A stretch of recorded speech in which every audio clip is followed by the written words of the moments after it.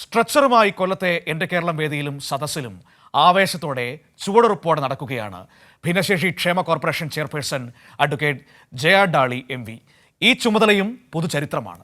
ഭിന്നശേഷി ക്ഷേമ കോർപ്പറേഷന്റെ ഭരണ നേതൃപദവി ചരിത്രത്തിൽ ആദ്യമായി ഭിന്നശേഷിക്കാർക്ക് തന്നെ നൽകിയത് ഒന്നാം പിണറായി സർക്കാരാണ്. 9 വർഷം പിന്നിടുമ്പോൾ ഗുണഭോക്താക്കൾക്ക് തികഞ്ഞ സംതൃപ്തിയാണ്. നമ്മുടെ എൻ്റെ കേരളം, അതായത് കൊല്ലത്ത് നടക്കുന്ന എൻ്റെ കേരളം പവനിയിൽ പ്രധാനപ്പെട്ട ഒരു പരിപാടിയായിരുന്നു നമ്മുടെ ഈ ഭിന്നശേഷി ക്ഷേമ കോർപ്പറേഷൻ്റെ ഇവിടെ സഹായ ഉപകരണങ്ങളുടെ വിതരണമൊക്കെ. നമ്മുടെ അതിൻ്റെ ചെയർപേഴ്സൺ കൂടിയായിട്ടുള്ള അഡ്വക്കേറ്റ് നമ്മുടെ ജയാഡാളി ഇപ്പോൾ കണ്ടില്ലേ, ഈ ഒരു സാഹചര്യത്തിലും വീറോടുകൂടി നിന്ന് മറ്റുള്ളവർക്ക് വേണ്ടിയുള്ള ആ ഒരു പോരാട്ടം തന്നെയല്ലേ നടത്തിക്കൊണ്ടിരിക്കുന്നത്. ഇപ്പോഴും നിയമപരമായിട്ടും എല്ലാ അർഹതയുള്ളത് എല്ലാം വാങ്ങിക്കൊടുക്കുകയല്ലേ ചെയ്യുന്നത്.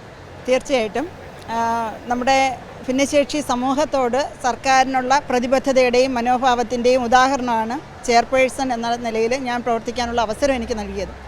കാരണം സംസ്ഥാന രൂപീകരണത്തിന് ശേഷം സംസ്ഥാന ഭിന്നശേഷി ക്ഷേമ കോർപ്പറേഷൻ്റെ ചെയർപേഴ്സണും ഡയറക്ടർ ബോർഡ് മെമ്പർമാരും ഭിന്നശേഷിക്കാരാണ്, അനൗദ്യോഗിക അംഗങ്ങളെല്ലാവരും തന്നെ. ആ തീരുമാനം എടുത്തത് ഒന്നാം പിണറായി വിജയൻ സർക്കാരാണ്.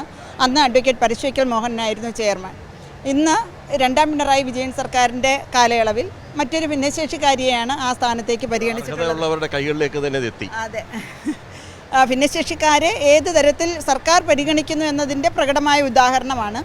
അപ്പോൾ നമുക്ക് താഴെത്തട്ടിലേക്ക് എല്ലാവരുടെയും അവസ്ഥ എന്താണ്, ആവശ്യം എന്താണ് എന്നുള്ളത് ഇടനിലക്കാരുടെ സഹായം ഇല്ലാതെ നമുക്ക് തന്നെ മനസ്സിലാകും. അവരുടെ വിഷയങ്ങളിൽ ആ രീതിയിൽ ഇടപെടാനുള്ള ഒരു അവസരമുണ്ട്. ആ കടമ സർക്കാർ ഏൽപ്പിച്ച ഉത്തരവാദിത്വം ഭംഗിയായി നിർവഹിക്കാൻ ശ്രമിച്ചുകൊണ്ടിരിക്കുകയാണ്. ഇന്ന് ഒരുപാട് പേർക്ക് സഹായ വിതരണം നടത്തി. അവരുടെയൊക്കെ മുഖമൊക്കെ കാണുമ്പോൾ നമുക്ക് തന്നെ വലിയൊരു കോൺഫിഡൻസും പൊതുപ്രവർത്തന ജീവിതത്തിൻ്റെ ഭാഗമായിട്ട് നാളിതുവരെയുള്ള പ്രവർത്തനങ്ങളിൽ ഏറെ സംതൃപ്തി നൽകുന്ന 3 വർഷമാണ്. ഇപ്പോൾ 3 വർഷമായി ക്ഷേമ കോർപ്പറേഷൻ്റെ ചെയർപേഴ്സൺ എന്ന നിലയിൽ ചുമതലയേറ്റിട്ട് 14 ജില്ലകളിലും ഈ പരിപാടികളുടെ ഭാഗമായിട്ട് പോകാനും നിരവധി ഭിന്നശേഷിക്കാരായ സഹോദരങ്ങളെ നേരിൽ കാണാനും അവരുടെ അവസ്ഥകളും ആവശ്യങ്ങളും മനസ്സിലാക്കാനും അതിനനുസരിച്ച് പദ്ധതികളുടെ രൂപീകരണത്തിൽ നിർദ്ദേശങ്ങളും അതിനനുസരിച്ചുള്ള നടപടികളും സ്വീകരിക്കാനും ഒക്കെ സാധിക്കുന്നുണ്ട്. ഇനിയും നമ്മൾ കടന്നു പോകേണ്ട നിരവധി മേഖലകളുണ്ട്. അപ്പോൾ അതിൽ സർക്കാർ അനുഭാവപൂർവ്വം നമ്മളെ പരിഗണിച്ചുകൊണ്ടിരിക്കുകയാണ്. പുതുതായി ആരംഭിച്ചിട്ടുള്ള ഒരു പദ്ധതിയാണ് മെറി ഹോം എന്ന പേരിലെ ഭവന വായ്പാ പദ്ധതി. അത് ഇപ്പോൾ തന്നെ നിരവധിയായിട്ടുള്ള 500-ലേറെ ആളുകൾക്ക് അതിൻ്റെ പ്രയോജനം ലഭിച്ചിട്ടുണ്ട്. ഈ 2 വർഷങ്ങൾ കൊണ്ട് ആരംഭിച്ച പരിപാടിയാണ് മെറി ഹോം. അതുപോലെ താഴെത്തട്ടിലേക്ക് ക്ഷേമ കോർപ്പറേഷൻ്റെ പദ്ധതികൾ എത്തിക്കുന്നതിന് വേണ്ടി മറ്റൊരു കാര്യം നോക്കിയത് 50 ലക്ഷത്തിന് ഭവന വായ്പ, ഉന്നത വിദ്യാഭ്യാസത്തിന് 50 ലക്ഷം രൂപയുടെ വായ്പ എന്നൊക്കെ പറയുമ്പോൾ അത് കണ്ടിട്ട് ഞാൻ ഇങ്ങനെ ആലോചിക്കുകയായിരുന്നു.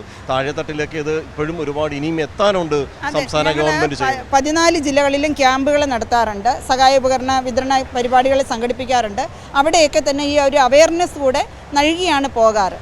അപ്പോൾ അതിൻ്റെ ഭാഗമായിട്ട് ഒരുപാട് പേരിലേക്ക് ഈ ഒരു അറിവ് എത്തുന്നുണ്ട്. അതുകൊണ്ട് തന്നെ അപേക്ഷകരുടെ എണ്ണവും ഇപ്പോൾ പഴയ കാലത്തെ അപേക്ഷിച്ച് കൂടുതലാണ്. ഇത് ശ്രദ്ധിക്കേണ്ട ഒരു കാര്യം ഇതുവരെ ഇല്ല. അതാണ് മാഡം സൂചിപ്പിച്ചത്.